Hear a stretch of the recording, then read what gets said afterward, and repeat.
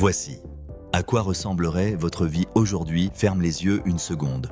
Remonte le temps. Tu te souviens de ta toute première cigarette? L'endroit où tu étais? Avec qui? Pourquoi tu l'as allumée? Cette curiosité, cette pression sociale, ce moment précis où tout a basculé. Maintenant, imagine que tu ne l'allumes pas, que tu la poses, que tu dis non. Qu'est-ce que ta vie serait aujourd'hui? Ce n'est pas une question pour te faire culpabiliser, ce n'est pas une leçon de morale. C'est une expérience de pensée, une façon de mesurer concrètement ce que le tabac t'a pris et ce qu'il te reste encore à gagner. Parce que cette version de toi, celle qui n'a jamais fumé, elle n'est pas forcément perdue pour toujours. Commençons par l'argent. Parce que c'est le plus simple à calculer et souvent le plus choquant.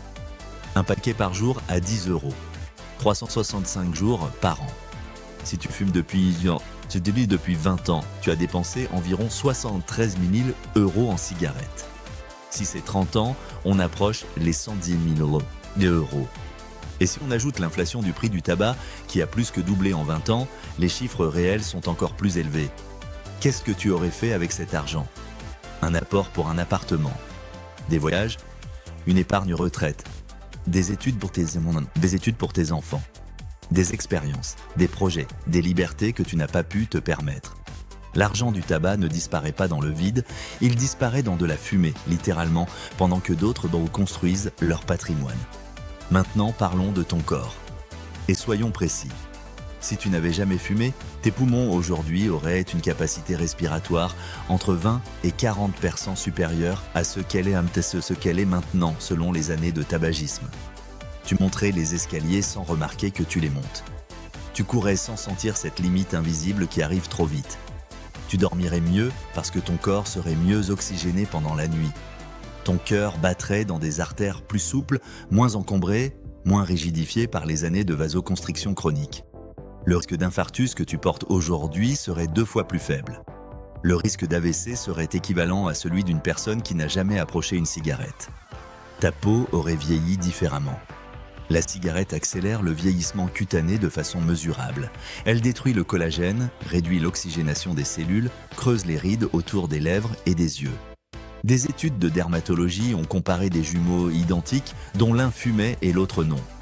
La différence visuelle après 10 ans est saisissante. Ce n'est pas de la vanité, c'est de la biologie. Et puis il y a les années de vie. Les études épidémiologiques sont cohérentes sur ce point. Un fumeur régulier perd en moyenne 10 ans d'espérance de vie par rapport à un non-fumeur. 10 ans. Ce n'est pas une statistique abstraite, c'est une décennie de ta vie. Peut-être les années avec tes petits-enfants. Peut-être les années où tu aurais enfin eu le temps de faire ce que tu remets toujours à plus tard. Peut-être simplement 10 ans de plus à exister, à ressentir, à être là. Si tu n'avais jamais fumé, ces 10 ans seraient devant toi plutôt que derrière. Parlons aussi des relations. C'est le côté qu'on évoque le moins, mais il est réel. Si tu n'avais jamais fumé, tu n'aurais jamais eu à sortir d'une soirée pour aller fumer sur le trottoir. Tu n'aurais jamais senti ce regard de ton partenaire quand tu allumes ta première cigarette du matin. Tu n'aurais jamais eu cette conversation difficile avec tes enfants qui te demandent pourquoi tu fumes si c'est mauvais pour toi. Tu n'aurais jamais ressenti cette petite honte silencieuse dans certaines situations sociales où le fumeur est devenu persona non grata.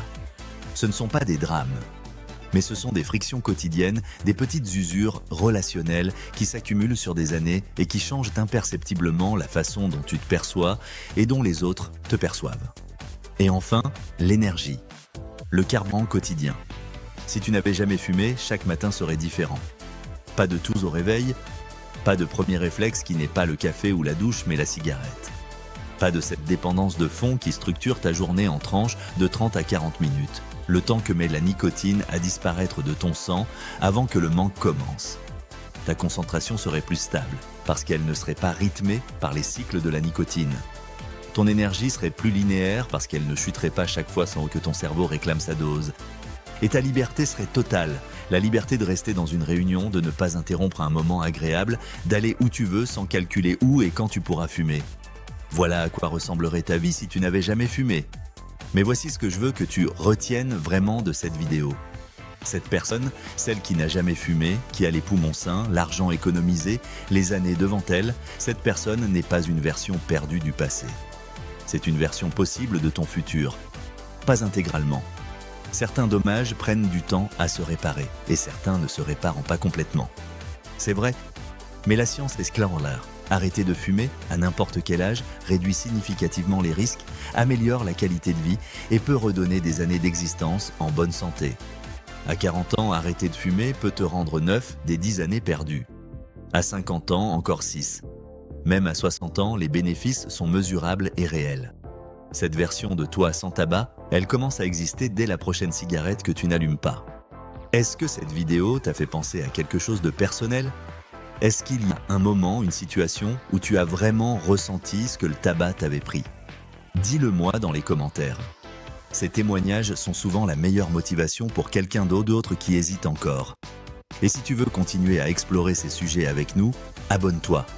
C'est ce qu'on fait ici sur Bien Plus Être, regarder les choses en face, sans jugement, pour avancer. À très bientôt.